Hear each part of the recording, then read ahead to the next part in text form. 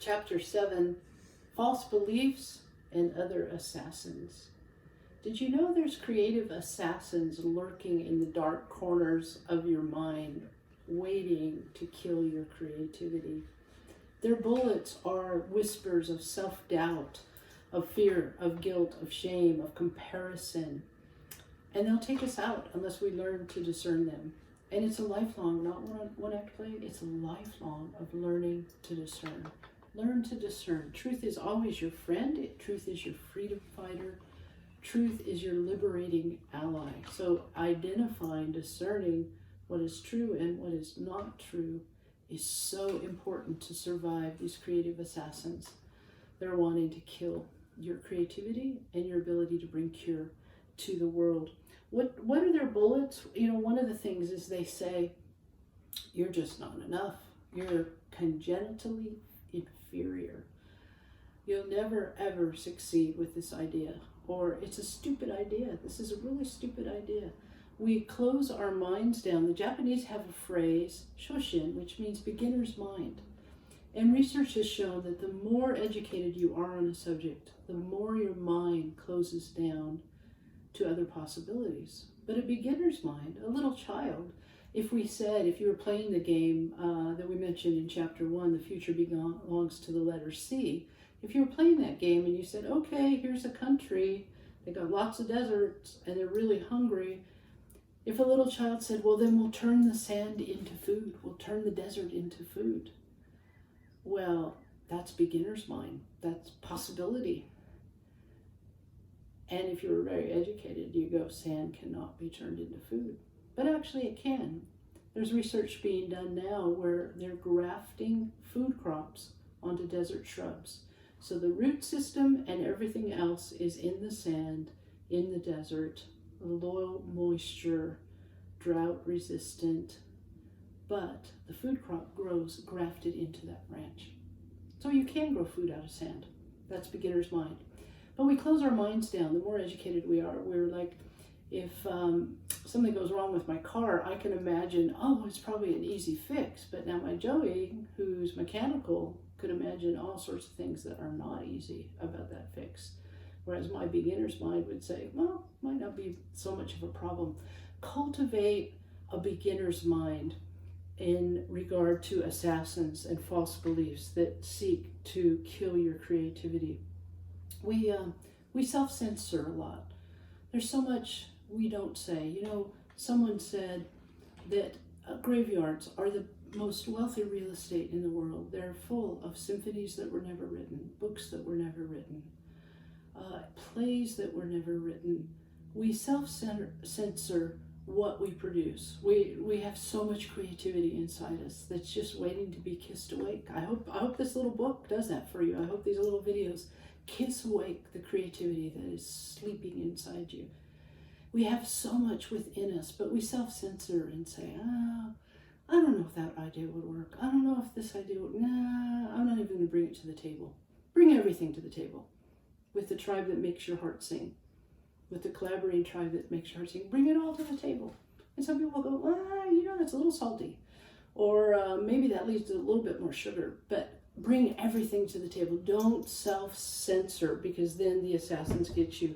We avoid risk a lot. Now, so many of us are risk averse. In America, we're particularly risk averse because there's so much litigation that the slightest little thing, coffee being too hot, you could get sued, or there's so much risk aversion. And studies have shown that coming generations are risk adverse because they've mostly been on their screens and not out playing and falling out of trees. And so young people getting driver's licenses, or they're getting older and older, and the kinds of risks that we used to take all the time as an older generation is not so much happening now because there's such a huge risk aversion, because all the risk is on a screen. It's not in real life. But we need to learn to take risks. We need to jump off the cliff with a wingsuit.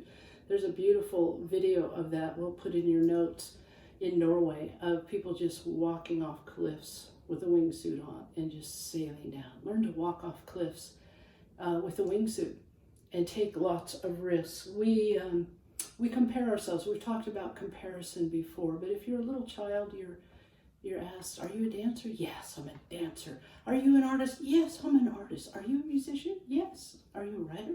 Yes, I'm a writer.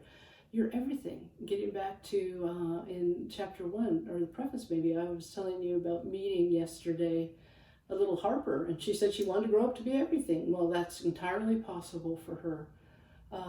So take comparison off the table. Don't compare with others. Just let the voice of love, the voice of truth, awaken your sleeping creative self that will bring cure to the world, both large and small cures, and it will create change in the world. Learn to identify, learn to discern the lies and the myths. In fact, one of the activations in Explore More, Plunge Deeper, is to write, just ask the voice of love, the voice of truth. Say, what are the false beliefs that I'm believing? What are they? And how should I think? Now, in 1847, a Hungarian physician, there were 2 houses in Vienna. One was training physicians in childbirth, and one was training midwives. Well, the babies that were born to the doctors were dying at 10%. The babies that were dying with the midwives were much less. And so everybody wanted the midwives, not the physicians, and they couldn't figure out why.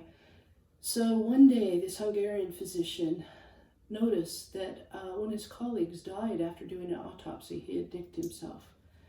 And he thought, what if there's some kind of, now they didn't have wordage in 1847, they didn't quite understand germ theory, but what if there's something from that corpse that could have been passed on to the baby, because the physicians would just go from doing autopsies to delivering babies. They would maybe rinse their hands, but not very thoroughly.